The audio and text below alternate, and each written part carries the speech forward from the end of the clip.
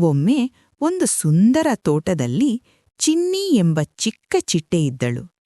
ಅವಳು ತುಂಬ ಚಿಕ್ಕದಾಗಿದ್ದರಿಂದ ಎಲ್ಲರೂ ಅವಳನ್ನು ನೋಡಿ ನಗುತ್ತಿದ್ದರು.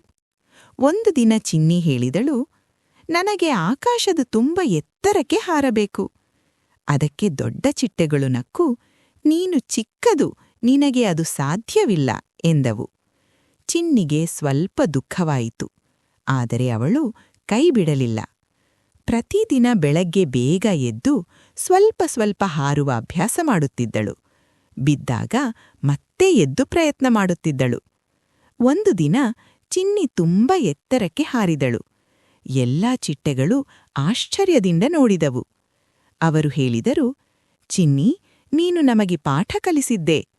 ಚಿನ್ನಿ ನಗುತ್ತಾ ಹೇಳಿದಳು, ಕನಸು ದೊಡ್ಡದಾದರೂ ಪ್ರಯತ್ನ ಚಿಕ್ಕದಾದರೆ ಸಾಕು. ಕಥೆಯ ಸಂದೇಶ: ನಾವು ಚಿಕ್ಕವರಾಗಿದ್ದರೂ ನಂಬಿಕೆ ಮತ್ತು ಪ್ರಯತ್ನ ಇದ್ದರೆ ದೊಡ್ಡ ಸಾಧನೆ ಮಾಡಬಹುದು.